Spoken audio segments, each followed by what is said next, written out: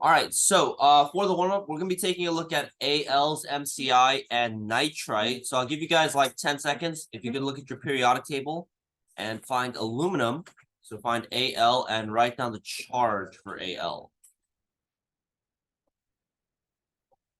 All right, guys, so you guys see that AL is right over here. So it has a charge of +3. So we're going to write AL 3+. Okay.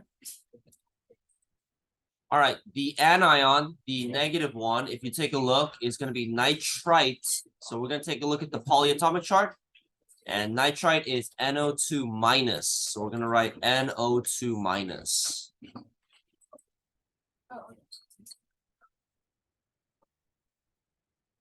Okay, so obviously we have more positive energy. So we got to balance that out with a negative. And so we need 3 nitrites. So we're going to put a 3 in front of nitrite. And since we only need the 1 aluminum, we'll put 1 in the front. Okay, so that's going to be the left side of the equation.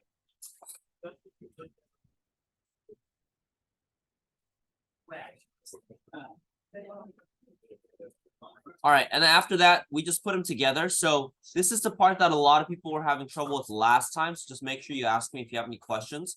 I always find it easier if you just write the 2 ions next to each other. So we got AL and NO2. So I'm just going to write them next to each other. And then we only need 1 of the ALs, so we can leave that alone. But we need 3 nitrites. So we're going to just copy down NO2. So copy it down. We put parentheses around the whole thing and just put a 3 on the outside. And that's going to symbolize that we need 3 of the nitrites. And obviously we need what we make 1 of those. All right, so that's what we covered last time, how to use the parentheses with the polyatomics. Any questions on the formatting for that? Because we're going to continue doing this again until the day of the test. So we got 1 more lecture after today. So 2 lectures left in the unit. We have a lab coming up next week, which I'll talk about as that gets closer. And then we have the test next Monday. All righty. Come on. Okay, so you guys do not need to write this down. We already learned this before, but we've been talking about ionic compounds. It's molecules that are made of a positive charge ion and a negative ion. So the same thing we did in the warm-up. And I just passed out the handout with the naming rules. And so today what we're going to be doing is we're going to be learning how to name these ionic compounds. Now for today, you guys don't need to write this because you'll be using all the rules anyway, but we're going to be ignoring this rule. This is going to be for next time, but please don't, don't scribble it out on your handout because you'll be using this next time. But we'll be focusing on these rules right here, okay?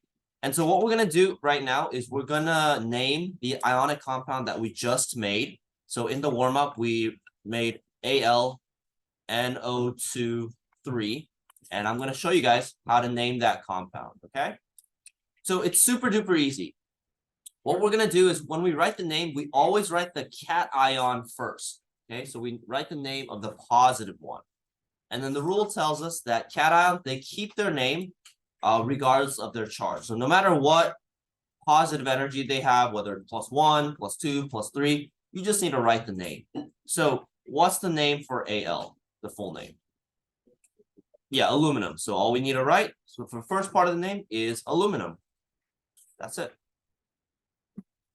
So on your warm-up, make sure you write that down. Al is named aluminum. So each ionic compound has a 2-part name. The first part is just aluminum. Super easy.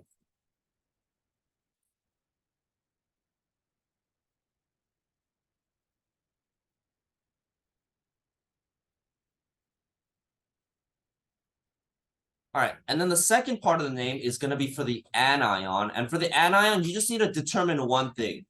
Okay, we need to determine if the anion is made of 1 element. Basically, easy way to think about this is, did you get it from the periodic table? Or did you get it from the polyatomic chart? Okay. So that's the first thing you want to determine. So if you take a look at the anion right here, do we get it from the periodic table or for the polyatomic chart? Yeah, polyatomic chart. So that makes it really easy. They just keep their name. So this guy was called nitrite. So there we go. So the name of this ionic compound is aluminum nitrite. And that's it. That's how you name them. Okay. We'll do some more examples with this one right here, where it'll change the naming a little bit. It might make it a little bit trickier, but this one's a pretty easy rule too. But any initial questions on the naming? Hopefully it's not too bad.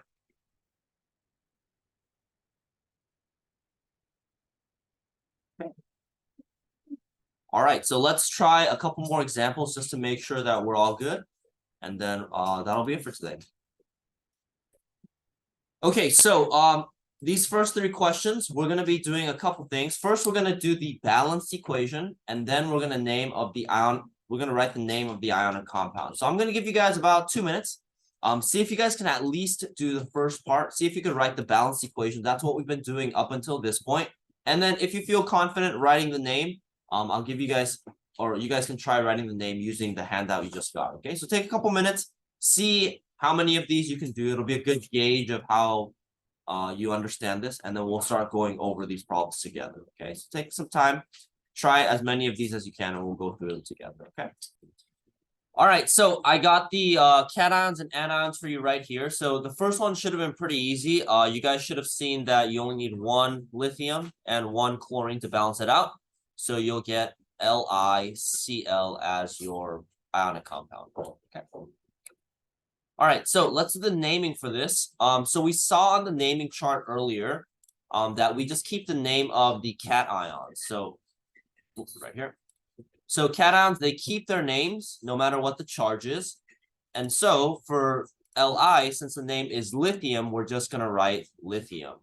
Okay, so this ionic compound, the first part of its name from Li is going to be lithium. Okay. Everybody go with that part? Okay.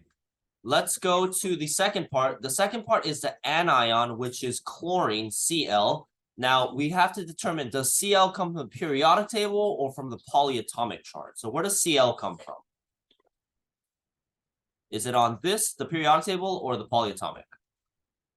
Yeah, it's from the periodic table, right? Cl is right here. So chlorine is from the periodic table. So we're going to use this rule right here, the first rule. And it tells us that if they come from the periodic table, you change the ending to IDE. So instead of chlorine, right, Cl is going to turn into chloride. So we're going to change the ending from chlorine to chloride. So this ionic compound right here is named lithium chloride. And so that's going to be the name.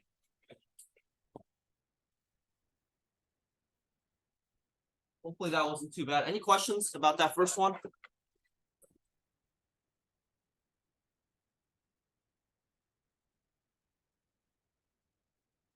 Okay, so again, if the anion, this one right here, the negative one, if it comes from the periodic table, you change the ending to IDE.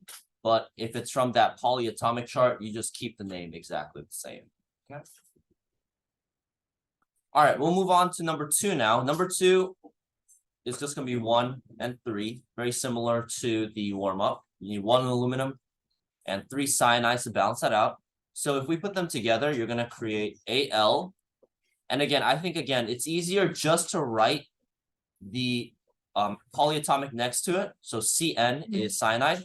And since you need 3 of the whole thing, we put parentheses around it and put a 3.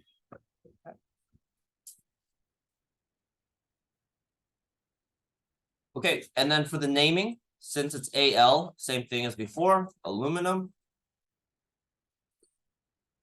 And then for the anion, since cyanide, it comes from the polyatomic chart, we just keep the name. So this one's a bit easier. It's going to be cyanide. So this compound right here is named aluminum cyanide.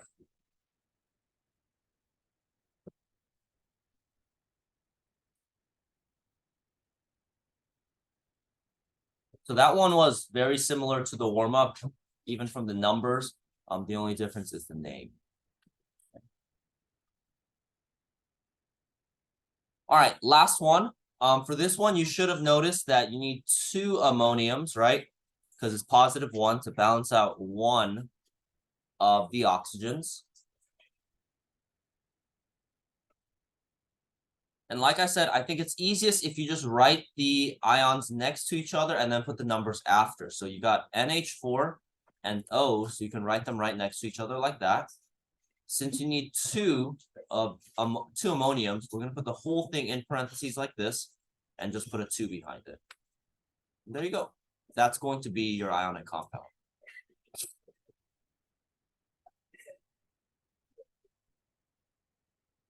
And then for the name, the positive one, you just keep the name exactly how it is. So it's ammonium.